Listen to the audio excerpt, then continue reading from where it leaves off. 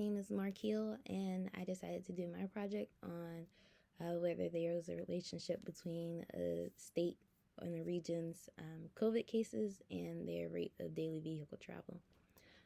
So, again, that was my goal initially, but during my analysis, I realized that it was evident that if there was a relationship between the two, the data sets that I chose did not accurately portray it. So just a little background on why I chose this project or this topic. So when the pandemic took off in the States, many places of businesses closed down, but although the United States never really experienced a lockdown, when businesses closed and when states began implementing some restrictions, this did lessen the movement of people. However, the virus continued to spread. So the goal of this project was to determine if places with a higher rate of people movement saw a higher number of COVID cases. And this was kind of inspired by the way that when some countries would tighten their travel restrictions, their COVID rates were lower. So the testing period I chose was a 5-day stretch in April, mainly because April was not a peak in the United States. So while transmission was relatively low and restrictions were loose, very little impacted the reasons for a person not driving or going outside other than their personal COVID convictions. So for my implementation, the first step I did was to load the data. I used 2 data sets, one that tracked COVID cases by state and another that tracked trips for the population by state. For both, I also added in a column for the region. My next step was to pre-process the data, and my first step of that was to drop the columns that I did not need. And for the COVID case data set, many of the columns that I dropped were either inconsistent amongst the states, or they had many empty or unrecorded values. For the trip data, it was the same thing, but there were also a couple of columns that just didn't fit into what I needed. And my next step was to filter the columns based on the dates that I needed. For the trip data set, I did this by Python, but I had an issue with my date column in my COVID case data set, so I did all of that by hand in Excel, but I followed the same steps. And my last step was to combine the data sets. They had overlapping columns, so I figured it'd be easier on myself and visually for other people to just combine them into one data set. For my evaluation, all of my methods were done by looking through the lens of by state or by region, and the evaluations focused primarily on the population not staying at home, as those are usually the main sources of COVID spread, and the number of total cases, as again, that was the most consistently tracked metric by all of the states.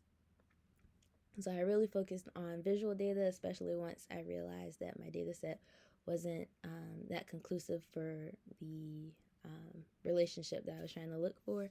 So first up, I did simple bar graphs to show the population not staying at home by state and the total COVID cases by state. These don't reveal much other than that the numbers pretty much correspond to how a state ranks in population. So the higher population a state has, the more people who aren't staying at home and the more cases they have naturally. I did the same by region, and again, it shows the same thing. The South has more people than the Midwest, so they have more cases than the Midwest does, and the same for the population not staying at home. Once I got to the scatter plots, this was a bit more revealing, but not too much more. So for the 12th of April, I looked at the population not staying at home versus the total number of cases for regions. Grouping it by region was a bit more revealing than grouping it by state.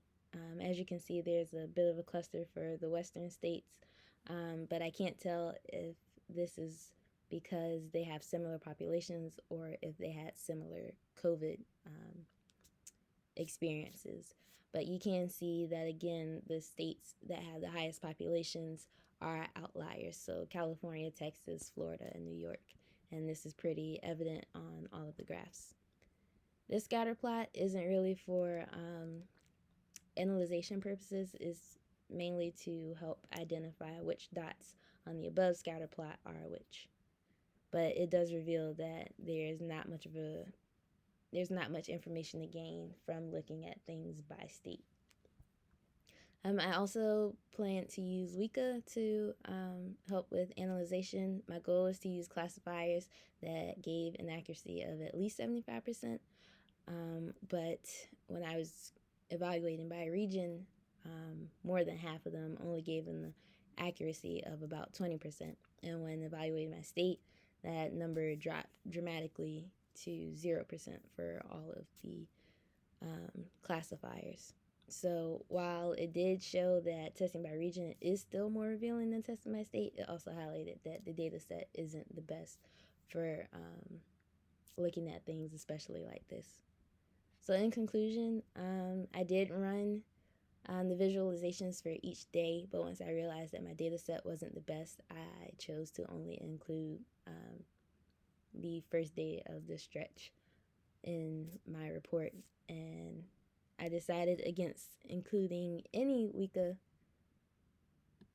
results because they didn't show anything other than that I had a pretty weak data set.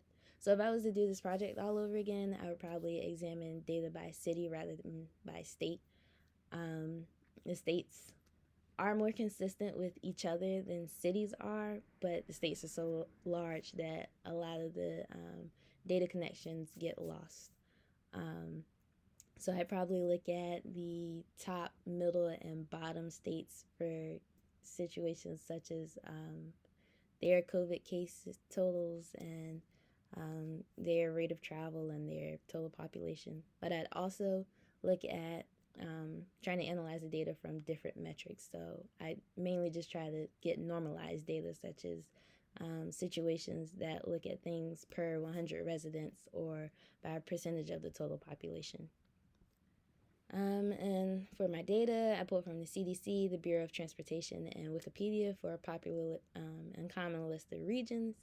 And that is all.